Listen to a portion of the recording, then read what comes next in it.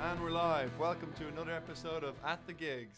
I'm one of your hosts, Jared. And I'm the other one of your hosts, Kieran. And this is episode 8, 9? It is 8. 8, is it? 8. I thought it was 7. We worked so hard. No, remember last week was lucky number 7.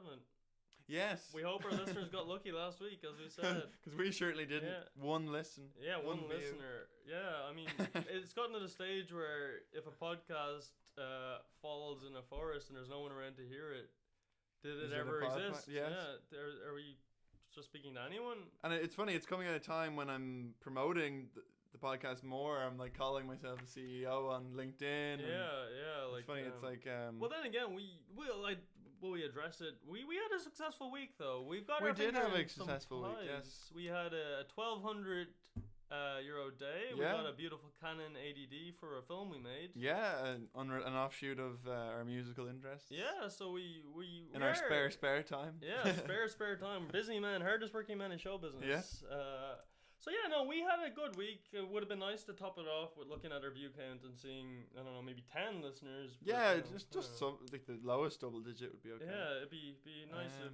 But we'll persevere. We're going to revisit our strategies, and we might make this a visual podcast. Yeah, that'll be fantastic. Yeah, like a Rogan. Like a Rogan. Yeah. Do you like those visual ones? I actually end up watching them way more than I listen to them. Really? I just like having. I sometimes I just play it on my TV in the background, and it's just. Oh, okay. I'd wager nobody does that with this podcast. Oh yeah, no. It's cool to just have, because like if you're on your laptop, you don't want to keep changing tabs. It's nice to always have the visual reference when you're on the laptop, and you can just watch whatever. Oh, okay. Yeah, I think I get mean in a way where I'm like, I prefer the podcast just the audio because it's less battery or something, and I think I'm on my phone a lot, so like if you're on YouTube, if you close it stops playing. Yeah, which is ridiculous, by the way. What is that? Does that hurt them? I think it's to do with nobody getting the benefit of MP3s easily, kind of. So like you can play a song on YouTube that's illegally uploaded or whatever with copyright material, and like you could essentially like listen to an album if you could turn off YouTube, you could just listen to the music and not watch the inconsequential video. Oh, okay. So it's like it's the same reason that YouTube Downloader is being kind of outlawed. Oh yeah, it's sort of. So what? It's to like.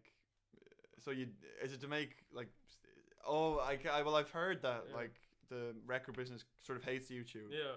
So it's this YouTube sort of bullshit thing of, well, they're not stealing the music because they have to watch. They can't just listen to it in their pocket. Yeah. Because if I think even if it closes, the sound stops, right? Even if it goes to the lock screen. So like it's just gonna use up your battery. It's not gonna be good. So. Yeah, but I have heard that's a big issue in the industry. Probably shouldn't downplay our podcast partner, YouTube. The only one that would have us every week. Yeah. It's not bullshit. It's just their policy. I fell for one of those posts about companies that test for animals. Oh yeah. And like I was looking at it all, and like it was like comprehensive list, like 1 million companies, like every big company, and then SoundCloud was in the middle. And I know it's a fake. It was deliberately ridiculous. But I saw it and I jumped on it. And I'm like, oh my god, we can talk so much shit about SoundCloud, but it was a joke. True. I got onioned. I got clickholed, I guess. Oops, daisy. Yeah, but it happens to the best of us, and boy, am I the best. Of us. Am I the best? Yeah. So what are we talking about this week, Jared? Today we are going to hit on a few topics. Will I give all the topics? Let's give it a run through so they can skip ahead to an undetermined time as of yet. Right, well, first we were going to... you were at not so much a gig, but a jazz... Kind of a listening party / lecture / panel. I don't know what you'd call it, but featuring the music of John Coltrane. It's called Workman's Wax On. And it's a series, so they're doing Thelonious Monk next month. At the Workman's At venue. The Workman's, in the vintage room. And it's a beautiful room, fireplace, like old-timey wallpaper, posters. It's good, I like it. Cool, I like that. And then after that, we're going to talk about the big news for the Irish concert goers. The Rolling Stones will be playing. I worry that as at the Gigs podcast, we've like put our flag in the floor here, flag in the ground even, and like we're gonna have to go to see the Rolling Stones. Oh yeah. If we talk about them at all.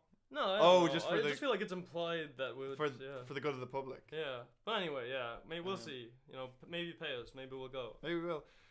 Then we are going to hit on a very important topic: musician-actor transitions. Hugely important. The other way around, yes. Then we're... Yeah, wait, it's weird talking about these and then abandoning each topic. We're kind of giving like a bit of each. But I guess we're just like an intro. We're giving like a forward. Then we're going to revisit our favourite music documentary, Some Kind of Monster, and some new truths that have come to life.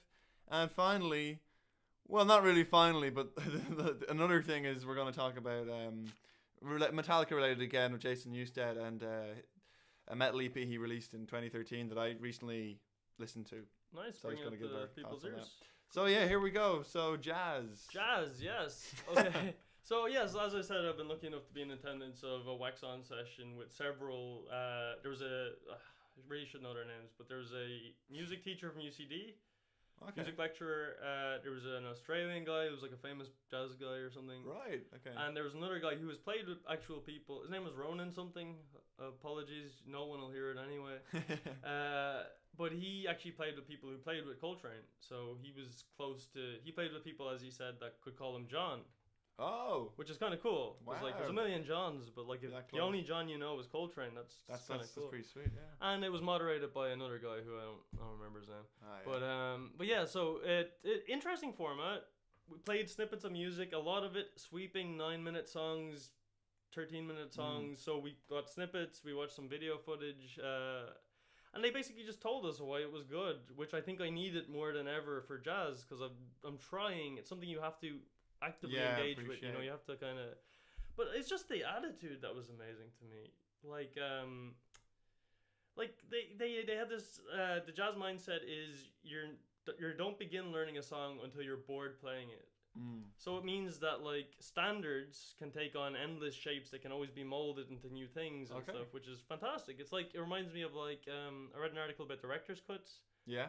And like there's certain director's cuts that keep changing and they ever change, and it's like a mold, ever-changing mold kind of a film, so the piece of art kind of keeps... Alright, so is Blade Runner a bad example of that? Blade Runner is probably the best example of that, yeah. Okay. Yeah. Oh, I just didn't know if it has to be Ridley doing it all the time versus the studio doing it. Lots of different cuts. It's like an ever-changing piece of art, kind of. And this is what they do with standards. So they play jazz standards, and when they got exhausted playing them, also they would practice for like shows would go on for like 9 hours. Who was there for 9 hours? There's a story that was told about there's a room and they were like, okay, we need to close this bar. Coltrane was playing. We need to close this bar. You can leave now, but they're going to continue playing. So they locked the doors and everyone stayed. Wow. I'm like, it's interesting. And there was another story about Coltrane. Like, this is the thing. There's like an obsessive practicing about it, okay? Mm-hmm. So like, there's another story about Coltrane's friend came over. And, like, he literally went into the other room to practice for hours, and his friend just let himself out. Like, just this obsessive mindset of, like, just practicing and practicing and practicing until their musicianship is, like, amazing. And you don't even have to hang out with the person. It's just, like, you can come over and practice and just leave. Oh, no. Like, his friend came over to see Coltrane. Yeah. Coltrane went into the other room, ignored his friend, and just practiced for hours. And his friend felt awkward and was just like, I'm just going to leave. Like, okay.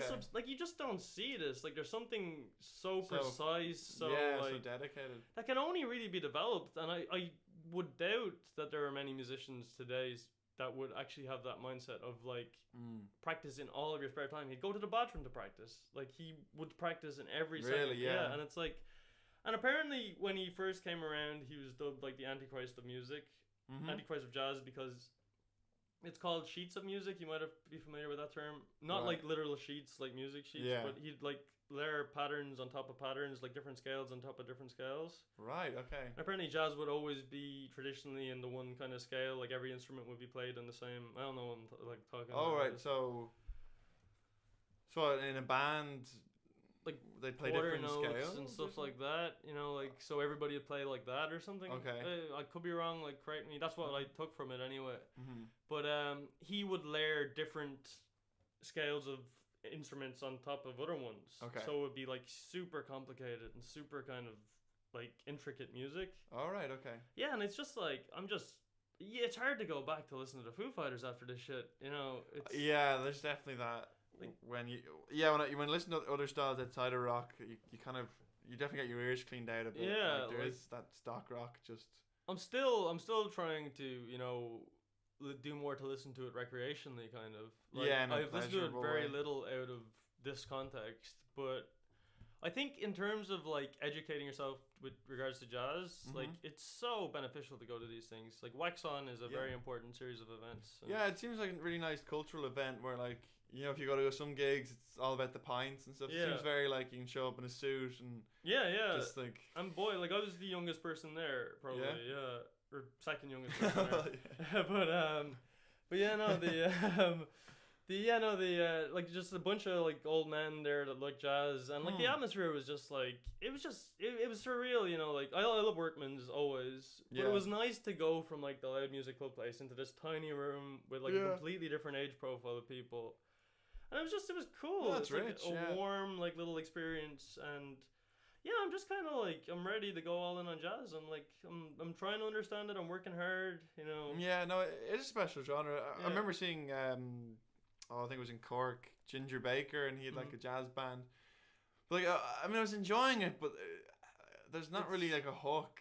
Yeah, like it's very scattered. And all the I guess. dissonance. And like, you know, I love bass, but there's just something kind of weird about it. But like, a lot of the bass in jazz, it has the ever escalating thing, you know, the boom, boom, boom, boom. You know that? You know, it's just got like it's kind of repetitive in that respect. I don't know, but no, like again, like it might not stick. It could be a phase that I'm in, like high off of my jazz phase. My jazz phase, yeah. Yeah, but I definitely think it's better for every musician to have a better variety in their arsenal. I think so too, and I think like if people brought that sensibility to it, we'd see a lot less mediocrity in music today. Yeah, definitely. Like I mean, imagine like dedicating your whole life to something. I'm gonna make actually wait, I have a note. Oh no, sorry. Oh yeah, make a quick phone call.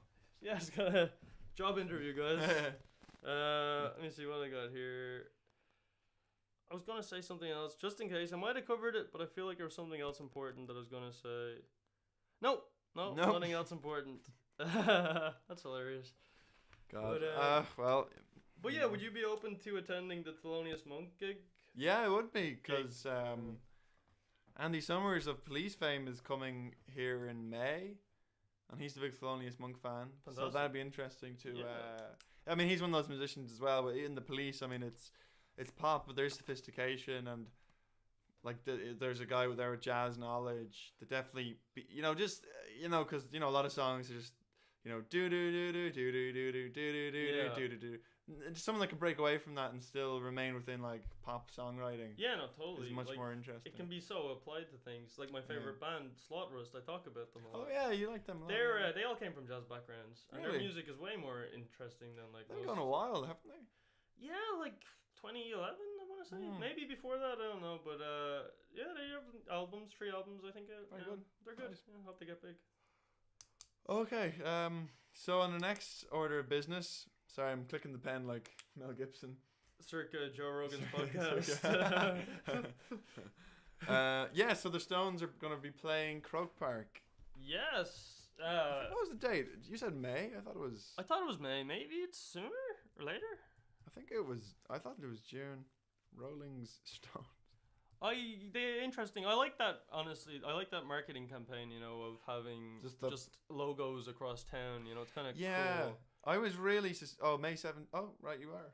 May 17th. What better day? Yeah, I was suspicious because I saw that the poster just around Moore Street with nothing on it, and I was like, that's definitely some sort of, they're planting something. Yeah, like the Guns N' Roses posters that appeared before Slane. Remember that? Oh yeah. Yeah, they appeared around town, and it was like, I like it. I like the kind of Cloverfield marketing strategy of explicitly having the Stones logo. Straight to Netflix. But yeah, how do you feel about it? What's your instincts? No, I mean, there's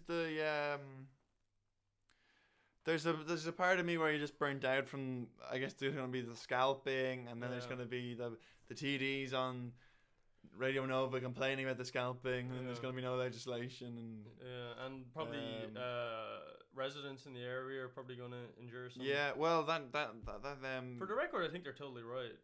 Yeah, they're probably disturbed. It's very disruptive. Well, that will be an issue because I'm just reading here the 2 performances already booked by Taylor Swift, and Michael Bublé has the third.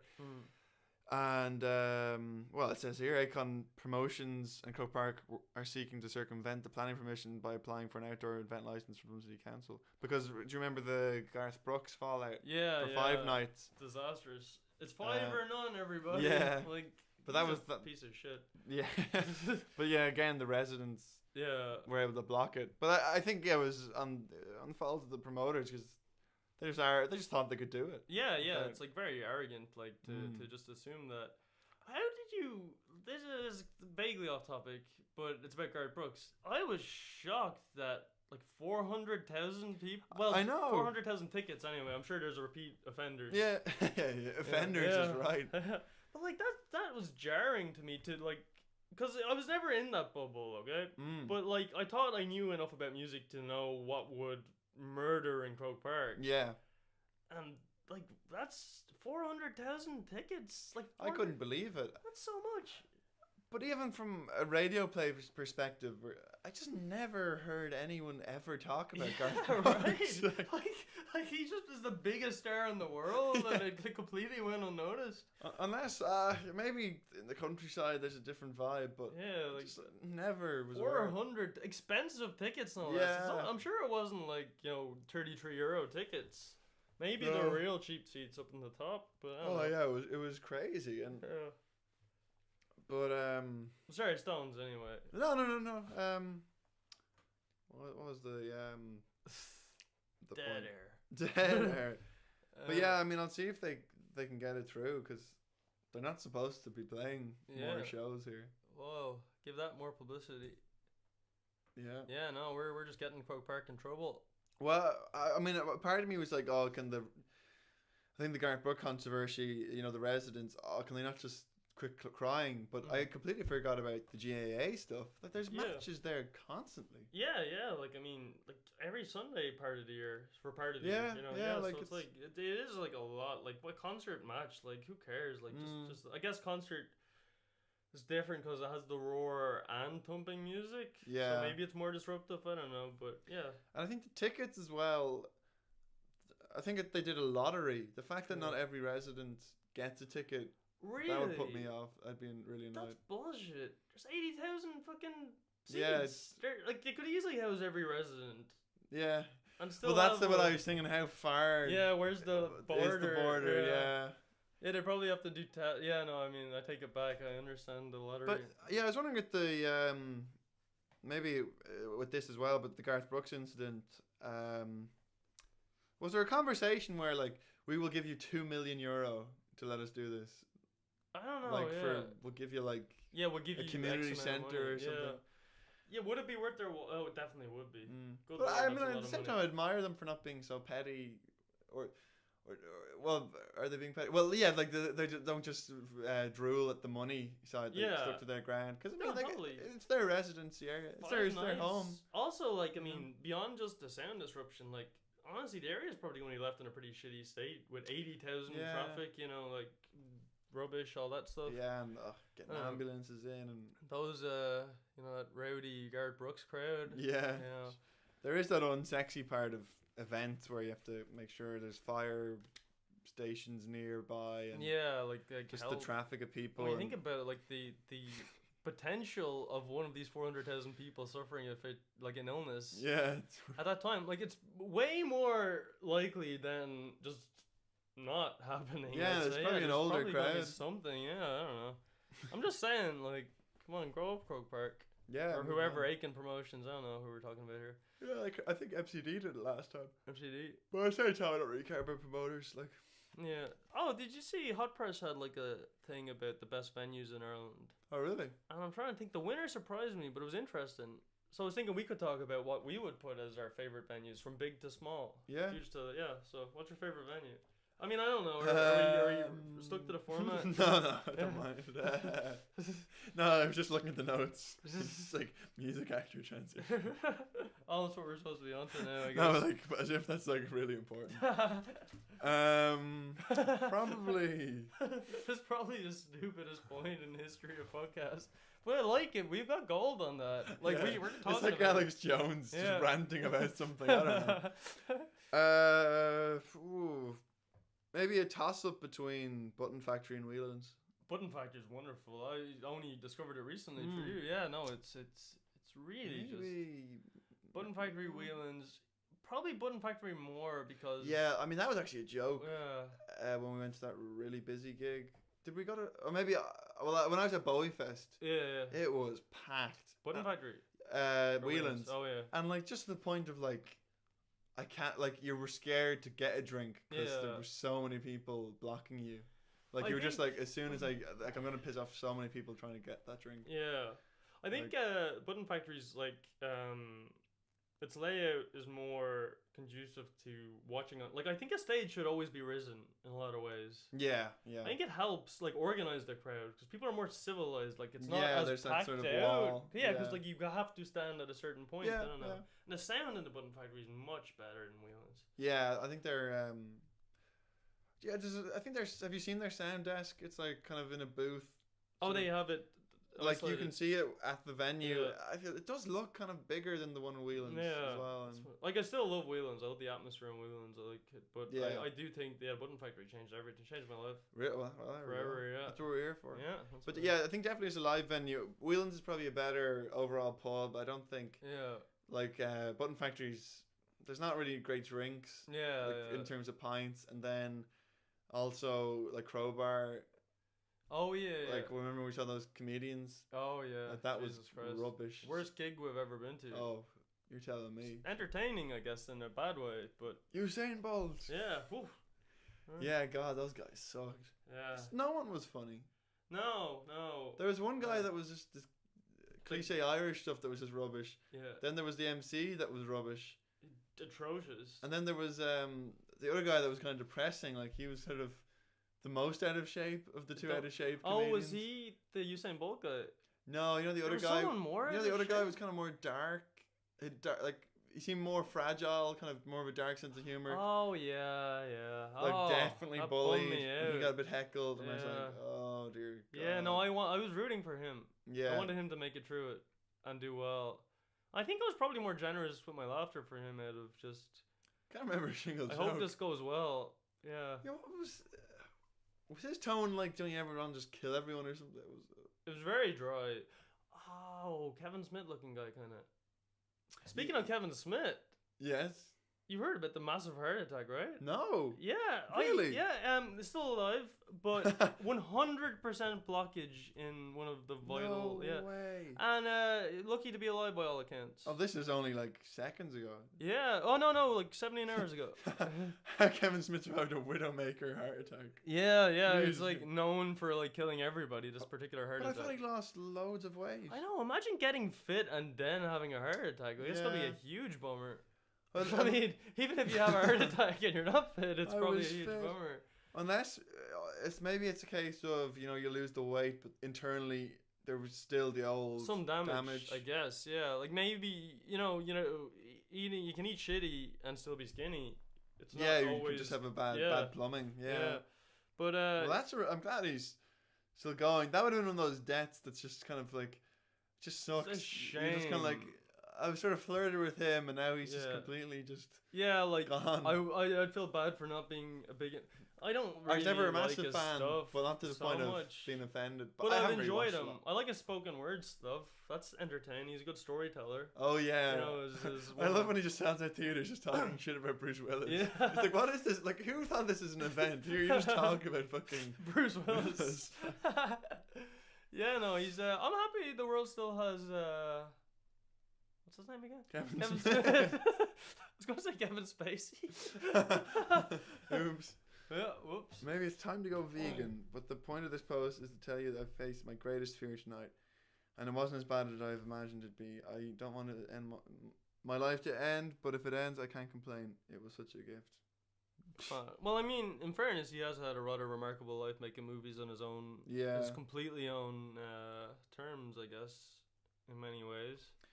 Yeah, but God, 47, it's so young. Yeah, it is. It's that confusing age where you're like, oh yeah, he is sort of older than I remember, but he's not old enough for him to be gone. Yeah, just to be dead. Yeah, I mean, ideally, no one would die. Personally, that's my belief.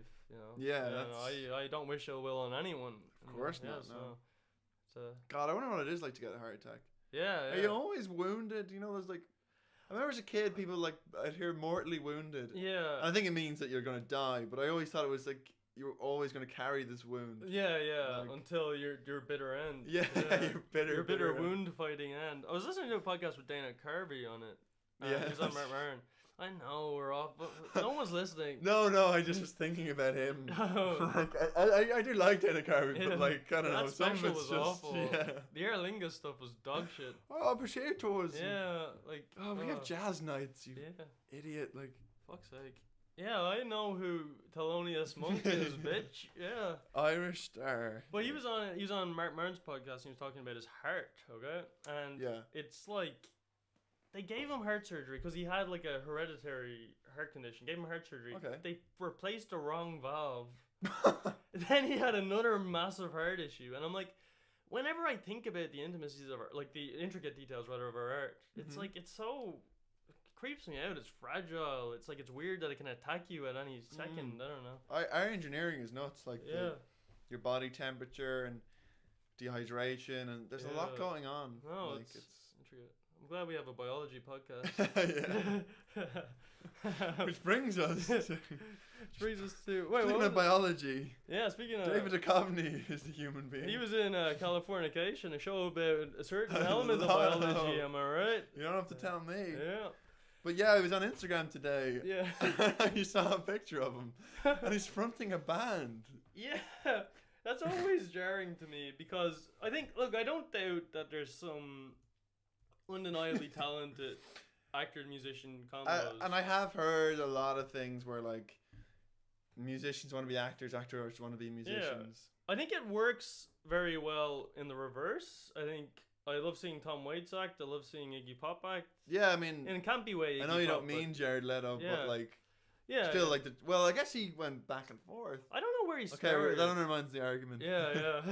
But no, I mean, I think broadly speaking, if you're going to tar everybody with the same brush, and that's what this podcast is about. But it's I just think that, well, first of all, the band certainly wouldn't get any airplay if the actor wasn't famous. Yeah, like Russell Crowe has that band as well. Yeah, and John C. Reilly has a bluegrass band. Does he? They played Whelan's. Steve Martin has that banjo band. Yeah, Steve. There are a lot of talented. But like look at. Did you ever see the interview with Billy Bob Thornton on? Oh, Q.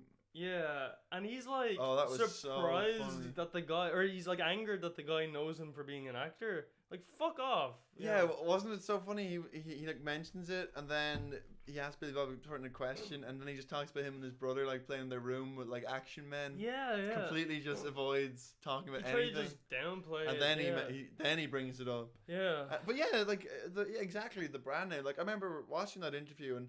His bandmates just have nothing to really say. Yeah. Because it's the Billy Bob Thornton experience. Yeah. It's like, but like he's not an idiot if he thinks that we should only know him for music. No, yeah. For the record, I think he's a great actor. I think he's a tremendous writer. Haven't seen Sling Blade, but I admire the effort. So good.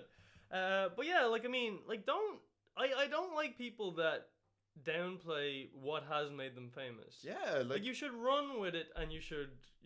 It pays the bills. Come on, get over yourself. Like, and he's acted after the music. Yeah, like don't act like you're retiring from acting, becoming a Joaquin Phoenix circa I'm Not Here mockumentary. Yeah, exactly, mockumentary. Yeah, exactly. It's a mockery transition. Yeah.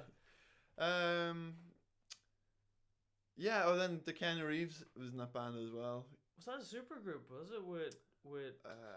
I don't know if there's other musicians. Let me see. I think Johnny Depp's in one with a guy from Aerosmith. Oh yeah, Joe Perry. Yeah, that's a very celebrity band because with Alice Cooper as well. The Hollywood Vampires.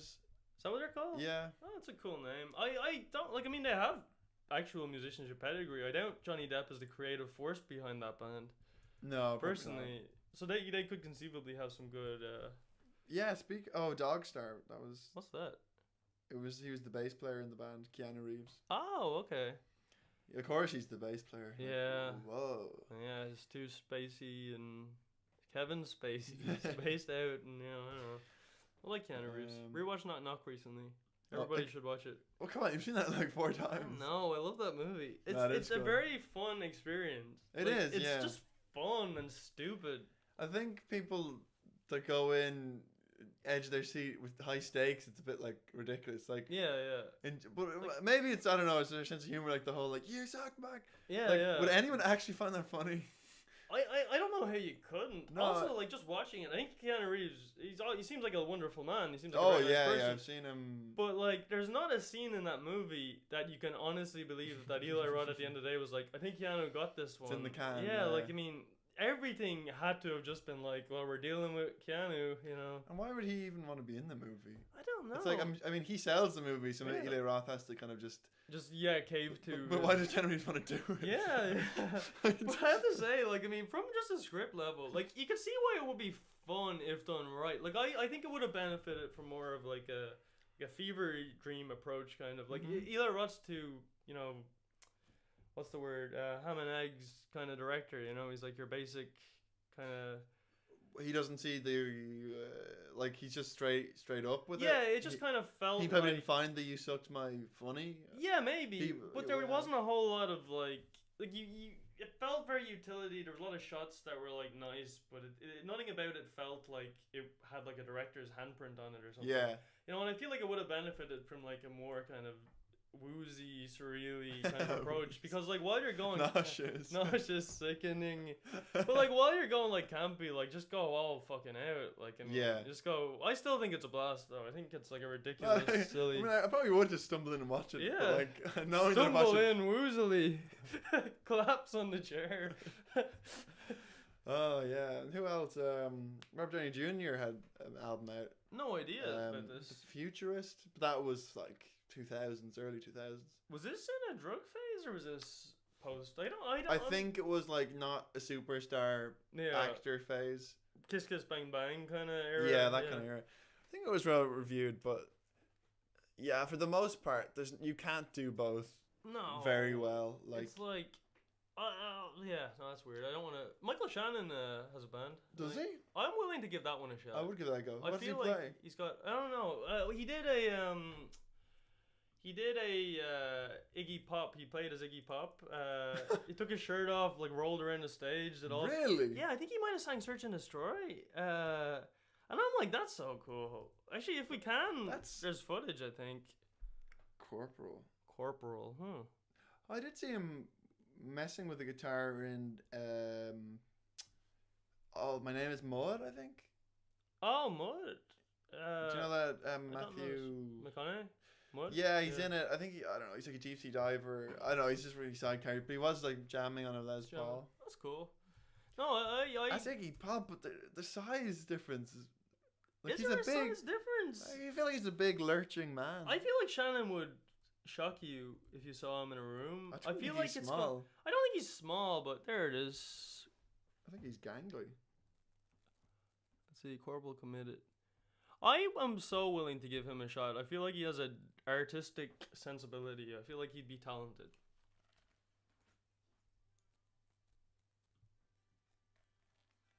Playing a bit of Corporal, everybody.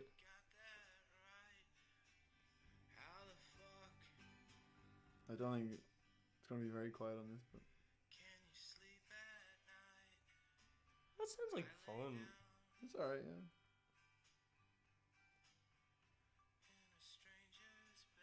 That's a cool video. Michael Shannon, What's in My Bag? Yeah, I want to check that out. Do you ever watch those? I like those. Yeah, I did. I just hadn't. I think I'd seen two. Yeah, I hadn't seen a fresh one in a long time. Didn't know Lars Ulrich had one. Yeah, that's a pretty good one. Oh, maybe. Well, he looked pretty tall, and he was a tall glass of water in The Shape of Water. Let's. I feel like he's just got a face that looks like Tom Cruise doesn't always look short. But I recently watched Groundhog Day, Yeah. and Bill Murray's tall, is he? Like, Bill Murray's tall. He's like 6'2". but yeah, but Michael Shannon's in that. Yeah. And like they seem pretty much pound for pound. Blow for blow. Let's see what his height is. 1.9 meters. I love when it's not 6 foot because I can't tell. Yeah. Or centimeters. Feet. What do you think of people that know their height with centimeters? I hate that. I also like pounds. I'm always just foot. You like kilograms. Kilos. I grew up on stone. Stone. Sorry, yes. I only pounds for me. I just think pounds and feet are just the best. Definitely. 6'2". Oh, so he is tall. I thought he's got some. You're taller than him though. Yeah, dude, you could look I'm down a on bigger Michael actor. Shannon, yeah. Pound for pound, I'm the better actor. And you won an award for acting once as well, so yeah. Yeah, do you ever get that as well with like feet in meters? I remember when I was away, there was like this cliff dive for you could go swimming, you jump off the cliff, and everyone saw it. It was like I think Europeans and Americans were discussing it. So like, it's like 12 meters. Yeah. So what's that, like 30 foot? Yeah. And I'm just like, I mean, they're both double digits. If you say 12 meters the right way, I'm going to think it's long. Yeah. If you say 30 foot the right way, I don't. In intonation. Like scientifically, I don't care. Yeah. Yeah, like there's a point where really high is just really high. Yeah. As well, like I mean. It was only 1.9 meters. So yeah. Well. Jeez, Buscemi isn't that small. If I would have imagined, what is 1.75 though? Is like, I can't tell if that's like, if 15 centimeters, that's significant. It's not significantly shorter, right? Probably 6. He's not a short 6 man. foot, my goodness. He got everything. He got height, looks, the whole thing. Oh, that is short. 5'7". He's actually really short. But that's not. Yeah, well, I mean, I guess that is quite big because 2 meters would be, like 6'5", nearly 6. Still, 5'7" seems. 5'7". I'm disappointed. Yeah, I'm God, happy for Buscemi's success though. Yeah, good. Probably one of my favorite actors of all time. Yeah, definitely. Great actor, fantastic. Yeah, very good in Fargo. I never watched Boardwalk Empire. No, neither did I. What are we on? What's our new wrap up? Oh yeah, talk about Jason Newsted for a while. That'll get the viewers back. Oh God, I'm so fucking burnt from the story. I've told it to so many people. So okay, let's contextualize it. Okay, so last week we talked about some kind of monster. Yes. We gave them. We laid praise upon Metallica. Okay? Praise upon praise. Praise upon praise. But we want to issue a bit of a retraction here, and you're going to inform the people. Yes. Well, I'm in a Metallica buzz at the moment. So yeah, I'm watching anything and everything about them. So I was watching an interview with Jason Newsted around 2013 when he was promoting his new band at the time, which was called Newsted. Eponymous debut. Mm-hmm. I used to think Eponymous was like outrageous because it was Rage Against the Machine Eponymous debut, and I was like, it must be outrageous. So he was just promoting that, but then he was talking about his exit from Metallica and how he was in the other band Echo Brain at the time. And I thought what happened was, he wasn't getting enough respect in Metallica, or his voice wasn't being heard, so he left, and that's fair enough. Like it or lump it, but apparently he went further into it, and it was an exclusive for Scuzz TV. Yeah. Wow. How did are they big, Scuzz TV? They definitely have an impact on the metal scene. Because I just thought, like, how did this no-name thing get they'd be like kind that? of like a Kerrang. Kind of like the type of thing that Chris Jericho goes on and talks about how Chris Cornell and him are the only two people that could sing like that. Exactly. Yeah. But he was saying that around the time Echo Brain management heard Q Prime management, Metallica's management, were hearing it, and they really liked the singer. Yeah. And they were going to get behind it. They were into it. They were going to support it as far as they could. Yeah. And then one thing led to another, and Hetfield heard about it, and he was not happy. Okay. That was getting this level of attention. And the management came back to Jason, and they're like, sorry, we can't take this further. Yeah. And then when Metallica were recording their classic albums documentary for the Black Album, so all of the guys were there, And then Jason had Echo Brain CDs, and like the producer Bob Rock was into it, and Kirk Hammett said he liked it. He said it was a diamond. Oh my god! And Lars Ulrich's girlfriend at the time was always playing it, driving Lars crazy. She liked it that much. Interesting. And then I think they were on break or something, and then Hetfield went to him. So how far are you going to take this? Would you go on tour? Or is there going to be T-shirts and stuff? And he's like, yeah, I might. And he's like, okay, you know, because we can make other plans. Huh? As like a threat. Yeah. Jesus. So yeah, so he left, and then at the Four Seasons, he gave them notice. I think he told Kirk 4 months, then Lars 3 months. But I guess he didn't tell James. I guess there's the authority figure, and you don't want to have to. He's like the spooky one, I suppose. But they were meeting at Four Seasons to say that he is exiting. And the guy Phil from the documentary and the Big Jumpers, he was there, and then Jason was like, oh, "Who are you?" And then he explained himself. He's like, "Get the fuck out!" I'm gonna quit the band. This random dude is here. Yeah, like, this guy just trying to get a free meal. Oh, it was so bad. And then he was saying they didn't talk him out of it, and then Q Prime management came in and were just instantly like, "Oh, okay, so we've you didn't talk about it, but anyway, we've the show on MTV next week and all this stuff." And it just showed in the movie. I thought of the management as like pretty cool, and then even kind of there was a bit of like, you know, when the band starts recovering, it's almost like bitter Jason, you know, that wanted the band to be destroyed. Easy to have like the villain of the piece. Like it was like they called his bluff and were stronger than ever. But no, like he was completely ousted. Like the fact that management were behind him and then they just weren't. And did his album go on to have? He did do a show. He did a show. No, he did do Echo Brain. And I mean, in the documentary, they go to an Echo Brain concert, Lars and Kirk, and which they feel like losers because he's like the one. Oh, I remember that bit. Yeah. So it is. I guess it is well balanced, but there is that part of like it was almost like he was the petulant child. But like, it's not really fair to. Yeah, it's like they showed you exactly the kind of image. Like they showed enough ego to make it realistic, but they hid this massive ego part. There was still the storytelling. And it made me think about management and just the fact that they're just non-stop. They just work bands constantly just to get the money. Like he wanted a year off and they didn't take it, but then they did take it because James Hetfield went to rehab. So it's like, so he can't take the year off, but you can take the year off. And then also management, they have an alcoholic in the band and they don't try and fix it until he checks himself in. It's so gross. Like, it seems, and then of course, you know, these guys, you worship them, you think they're geniuses. Oh, they've made all this money, but like, they would have just kept the band going until it stopped. You know, like well, that's the thing as well. Like, I mean, like, there's a point where what management do Metallica need, really? You know? Yeah, when you get that powerful. And like, there's essentially management in music, like, unless they're, you know, have the best interest at heart, which I doubt in a lot of cases. Well, I mean, they have the best interest of the band at heart. Yeah, they seem to have a good relationship, but I was just surprised.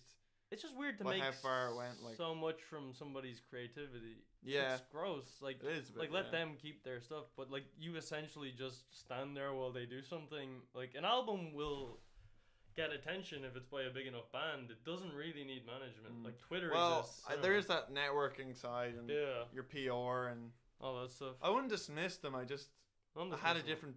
It sounds like it. I just have a different more cynical picture of them.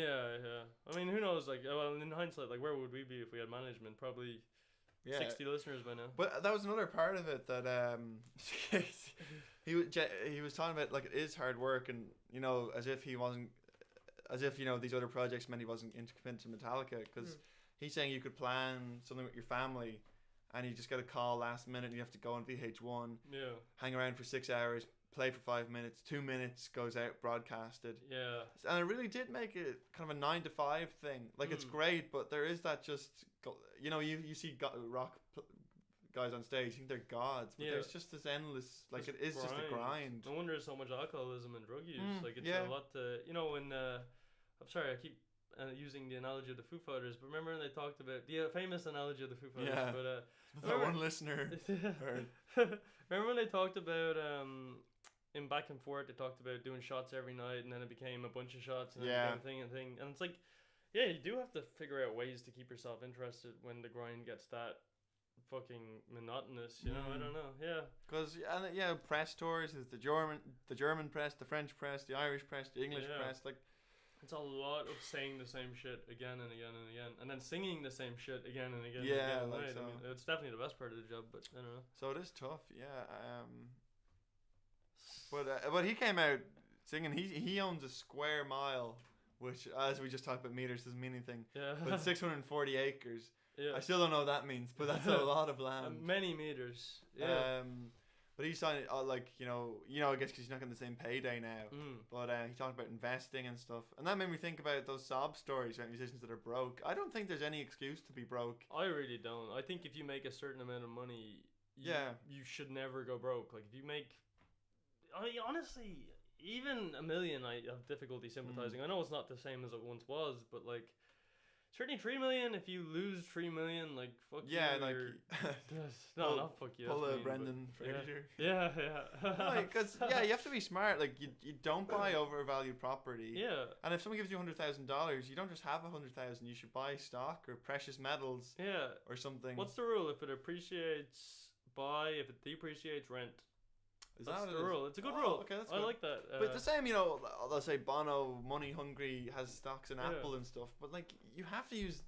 At the end of the day, like, okay, you're a rock star, so it has a certain vibe. But your money is the same as the accountant's money, who's the same as the janitor's money. Yeah, like, it's not just it's just money. It's not just like paper, cocaine, and whores. Yeah, like it's prostitutes. I'm sorry, I don't know if that's okay to say.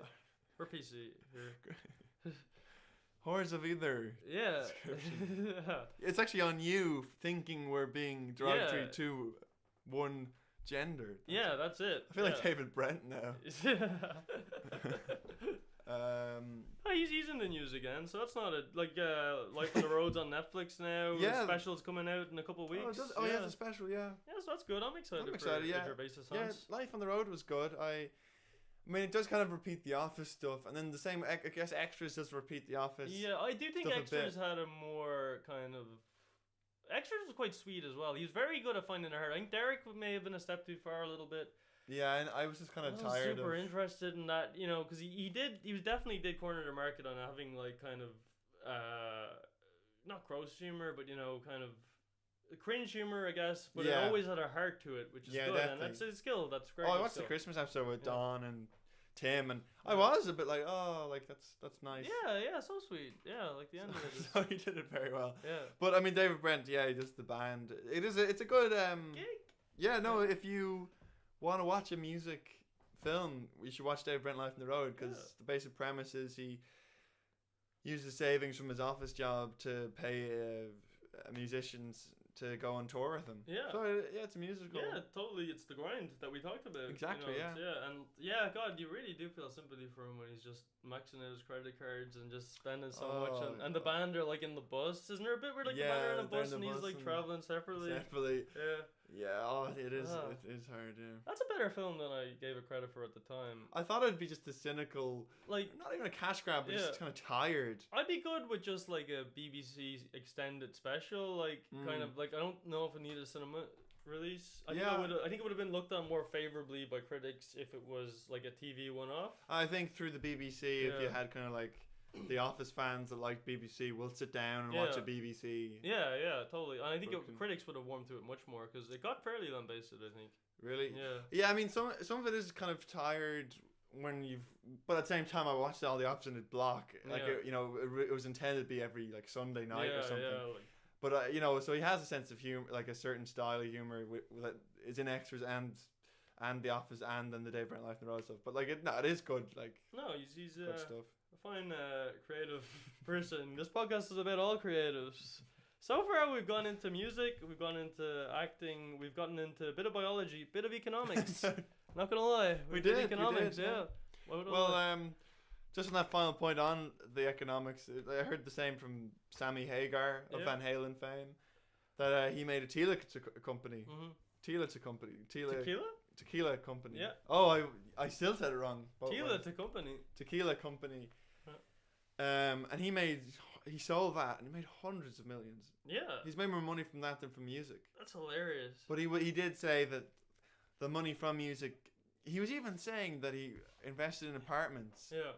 And then I don't know, some U.S. law made it that you had to. Oh no, what was it? He invested in like fire alarms. Yeah. And then some U.S. law made it that all apartment blocks had to have a certain fire alarm. Mm-hmm. So he was able to like make big money with a new fire alarm. Yeah. That's so cool. So, yeah, but he was saying the money gave him the chance to invest in other things. Yeah. But like, yeah, you have to be smart. You have to.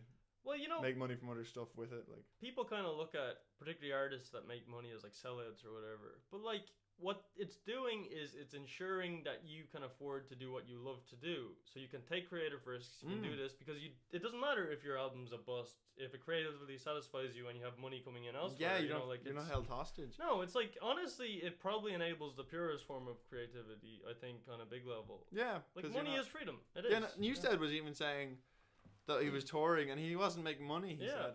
Yeah, but like he was, didn't matter. He was okay. Because he still had, he had like a backdrop. What do you think of? Did you hear about this new Johnny Cash album coming out? No. It's compiled from like old song lyrics, poetry found. Chris Cornell's last ever song. He's singing a Johnny Cash song that has never existed before. I think it was released maybe today. I kind of want to hear it. Wow. But how do you feel about an artist's unseen work, which suggests that maybe they didn't want the world to see it, being like just taken and being turned into like new songs? Yeah, the estate. Yeah. There's something dirty about that to me. Yeah, I know what you mean. Like, I don't know, like, because you'll never know how they felt. Like, how would you feel like if your diary was just? I don't like that Kurt Cobain diary thing. What? Oh, was it a? Did they publish it? Yeah, there was like it was more like a coffee table book. Yeah. But yeah, like there's no way Kurt Cobain, a man who killed himself because he got no fame, wants the general public to have his diaries. That's insane. Like, that's just like, gross. That guy was way too shy for that. Yeah, like I mean, who like gave the go ahead? Courtney Love? I guess, yeah. Ugh. Well, I mean, I guess. Going back to the money, surely the song royalty estate is enough. Yeah, like that's got to be so much. Like she was willing to sell to Glee, right? I think they blocked it. She was willing to put Nirvana music in Glee. Yeah, he's like, I'm getting in the way of this. Yeah, I mean, I guess you'll never know the artist felt. Yeah. I think it's tough to say, but I do think that who was it? Franz Kafka. I've been reading some Franz Kafka recently, and there's a lot of unfinished. I think nearly everything he's done is unfinished. Like there's missing chapters or stuff like this. Right. I'm like, did he want anybody to see any of this? Like, I mean, and he became like huge. Like, I'm not okay with it really. But I guess the world wouldn't have Franz Kafka. The world wouldn't have Kurt Cobain's diary. I guess the world super important. 8 billion people. Yeah. No, but that as you're saying, that the writer he wrote Madame Bovary, Gustave Flaubert. Oh, okay. But when I was in a book club, I was reading that, and apparently he would spend like months crafting the perfect sentence. Yeah. So if he died and he had stuff lying around, like he would definitely not be on board with being released. Like he was torturing himself to write this way too perfectly meticulous. written stuff. Yeah. Like I don't know. Yeah, it can only be determined as a cash grabber. It's the only way you could really interpret that ever. No other interpretations of it. I mean, I guess sharing the work of a genius with the world, but I mean, certainly a diary. I don't know. As long as it doesn't tar the legacy, like.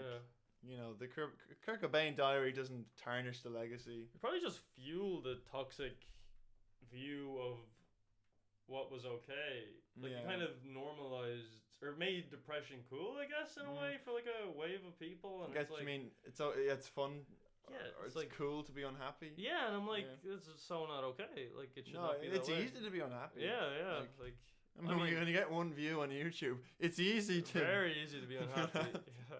Also, for the record, I'm not saying it's so not okay to be depressed or whatever. If you're depressed, seek help, obviously. That's the thing. But it's so not okay to kind of feel like it's cool.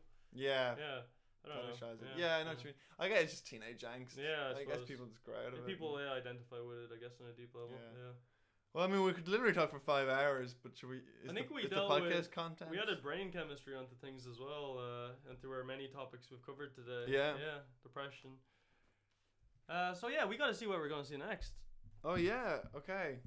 That only smoke in a month. Thelonious Monk's a while away though. He's like next month. Yeah, we need to research. Yeah, Thelonious next month. Well, maybe we can look it up and we'll post it on the page instead of. Yeah, no, airtime. we've. What are we at? What's our time? By the way? 54 minutes. Oh my god, this is our longest one yet. Yeah. I think maybe not, but okay. Well, yeah. If check out our Facebooks and our Instagrams, and we'll show you our next venue. Yeah, if you're lucky enough, you might get a business card coming your way too. Oh, it's coming. It's coming. So yeah, I've been Kieran. I've been Jared. And yeah, bye. So long.